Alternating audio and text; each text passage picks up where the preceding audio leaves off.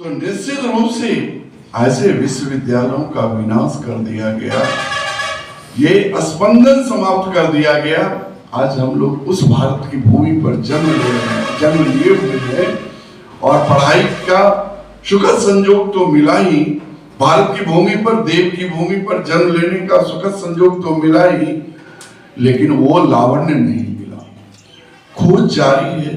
आज नासा पूरा अनुसंधान कर रहा और एक एक शब्द को चाह रहा है, जो कि हम खोज करके पुनः बहुत से पुस्तकें, बहुत से आर्ष ग्रंथ का अभी मंथन होते हुए संचय हो रहा है। हम लोग जो चकाचौंध की दुनिया में भाग रहे हैं ना मेरे प्यारे, आने वाला समय उसी तक्षशिला, उसी नालंदा विश्वविद्यालय का, उसी विक्रमशिला विश्वविद्यालय का की जो धरोहर पुस्तकें जो हुआ करते थे, विद्यार्थी पूरे विश्व से आया करता था वहां पढ़ने के लिए।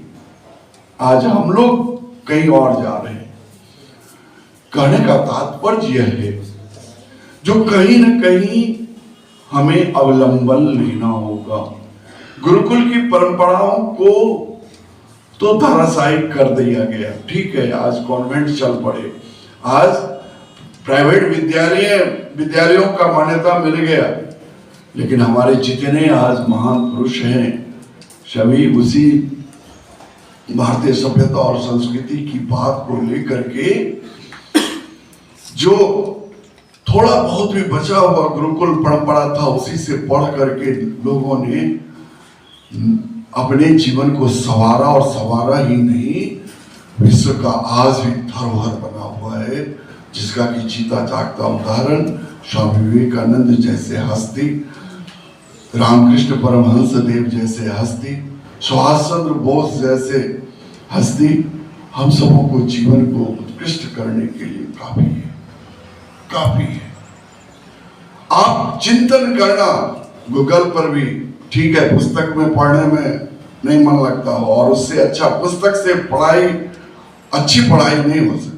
कितनों यूट्यूब पर या वो गूगल पर या जो भी इंस्टाग्राम पर पढ़ लेते हो, पुस्तक में अब होता क्या है, जब कोई बातें बहुत मन को, गहराई को छूता है, तो बार बार पढ़ने की इच्छा होती है। फिर अब गूगल से या तो भाग जाएगा, या डिस्चार्ज होगा, या मन नहीं लगेगा, या छोटा अक्षर होगा जो कि आंख की रोशनी को थोड़ा सा हमारा वो क्षय करेगा। तो निश्चित रूप से पुस्तक का आनंद कुछ और है, लेकिन अब सारी पुस्तकें तो नहीं होगा, तो हम गूगल पर सर्च करके जब भी खाली समय मिले, इधर उधर की झंझावातों से बचते हुए सर्च करके पढ़िए, समय का सदुपयोग कीजिए। बार बार समय संयम और संयम, विचार संयम, इन सब संयमों पर बातें किए जाते हैं कहने से, करने से। अभी आपने 10 मिनट की साधना किया होगा, हम सुन रहे थे, हमारा तरंग वहां जा रहा था, मतलब यहाँ की वाणी, मतलब आप लोगों का जो घनीभूत हो रहा था, वो हमें भी आह्लादित कर रहा था। ये प्रभाव होता है स्थान का, और इसीलिए आप सबों को बार बार बुलाया जाता है, आइए।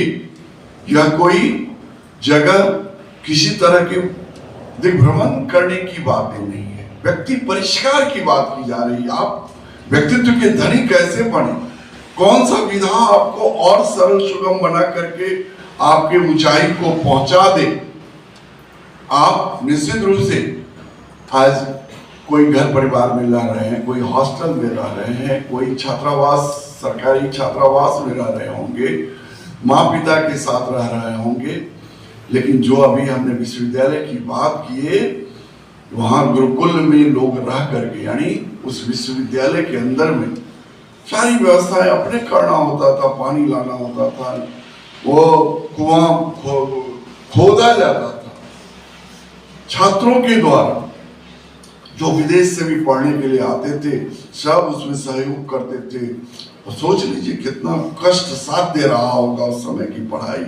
और फिर वो मोटा मोटा जब कभी मौका मिले, तो आज भी अवशेष बचा हुआ है देखना, जो कोई खिड़की नहीं, कोई ये पंखा नहीं, ये बिजली नहीं, वो टिमटिमाते हुए डिबरी में पढ़ाई होता था, और जला जला करके पढ़ाई होती थी। और तब भी प्रखरता का कीमत नहीं, उसका आज भी मूल्य कोई नहीं दे सकता जो वो पढ़ाई किए हम लोगों के भी पूर्वज। हम लोग भी उस डिग्री में पढ़े, ऐसी बात नहीं है। थोड़ा सा सुख सौभाग्य, अभी हम बच्चे का विद्यालय में करा रहे थे तो हमने पूछा तो उसके माँ पिता भी नहीं पढ़े, तो बच्चा कहाँ से जानेगा। तो शायद हमको नहीं लगता तुम लोगों को भी मौका मिला होगा। क्या मिला है किसी को? लालटेन में हो सकता है किसी को मिला हो, लेकिन डिबरी की रोशनी में लगभग नहीं मिला होगा। तो उस समय में यह बातें हुआ करते थे। अब सोच लीजिए, जो कि और क्या उसमें चमत्कार था क्या?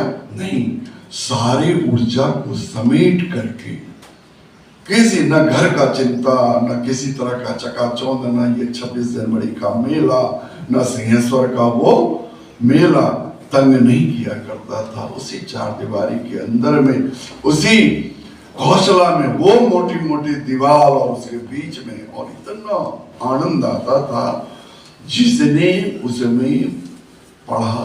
अभी भी संयोग से हमें कई बार जाने का मौका मिला, हम तो बैठते हैं वहां, चार्ज भी होते हैं। क्यों? क्योंकि उस समय का, आज से हजारों वर्ष पूर्व जो अभी भी तरंग है वहां, उसी को समझ में आएगा जो आज इस तरह के लावण्य से मतलब अपने को प्रेरित किए हुए जाओगे तो निश्चित रूप से। और यहाँ जो अभी 10 मिनट का कराया जाता है, तो यह भी एक तरह का माध्यम है। जब धीरे धीरे आप सबका स्तर बढ़ेगा तो आप जाकर के उस तक्षशिला विश्वविद्यालय के उस स्तर को अनुभूति कीजिएगा। कभी जब मौका मिले, पढ़ाई पढ़ लिख करके अच्छे इंसान तो बनेंगे ही, ऐसा तो जब विश्वास है, तो निश्चित रूप से कभी भी तक्षशिला विश्वविद्यालय, ये विक्रमशिला विश्वविद्यालय जो भागलपुर जिला में है, और नालंदा विश्वविद्यालय नालंदा में है, ये सब का धरोहर को देखने का प्रयास ही नहीं, उस स्थान का अपने अंतःकरण में उतारने का प्रयास कीजिएगा जब भी मौका मिले। कभी या कोई इष्ट मित्र होंगे, सगे संबंधी होंगे, या घूमने जाने का मौका मिलेगा तो इन सबों का अनुभव प्राप्त करेंगे। इसीलिए हमने चर्चा किया, जो यह भी शक्तिपीठ ठीक है, ये आपके लिए एक धरोहर के रूप में प्रेरित हुआ है, जहां पर कि प्रतिदिन हजारों गायत्री मंत्र का जप होता है, और यहाँ का भी तरंग एक अनुभव आप धीरे धीरे प्राप्त करोगे, और उसका लाभ आपके जीवन में उतरता चला जाएगा। ऐसा नहीं है जो कि हमारा समय चला गया, समय बर्बाद हो गया। समय इसीलिए बर्बाद लगेगा जो अब 2 घंटा, यहाँ तो हमारे भैया लोग 8 बजे एकदम 10 बजे समाप्त करना है, प्रयास 10-20 मिनट आगे पीछे वो भी जाता है। कोई बड़ी बात नहीं, क्योंकि बातें यहाँ अच्छी हम लोग किया करते हैं। जितने भी बातें बताए जाते हैं, ठीक है, थोड़ा सा कुठाराघात भी लगता होगा, क्योंकि जब कोई मन किसी के प्रति श्रद्धा सुमन नहीं अर्पण होता है तो भागता है, कंसंट्रेट नहीं हो पाता। वह सकारात्मक, चूंकि चढ़ने में थोड़ा ऊर्जा लगता है, ऊंचाई को ले जाने में ऊर्जा लगता है। चाहे जिस तरह का ऊर्जा लगाएं, मिशनरी ऊर्जा लगाएं या साधनात्मक ऊर्जा लगाएं, तो हम मन के विचारों को उठाने के लिए कौन मिशनरी ऊर्जा लगाएंगे? कौन सा? तो निश्चित रूप से आप सबों से निवेदन है, जो कंटिन्यूटी बनाइए और जीवन को धन्य बनाइए। और जो बातें यहाँ से बताई जाती है, निश्चित रूप से आपके अनुकरणीय होंगे, अनुकरणीय ही नहीं होंगे, अभ्यास की बातें होगी। तो अभ्यास को निरंतरता बनाए रखने के लिए यहाँ आइए, अपने 2 घंटे का समय का सदुपयोग कीजिए, भरपूर प्रयोग कीजिए और जीवन को धन्य बनाइए। हम चाहेंगे जो कुछ न्यायिक दंडाधिकारी भी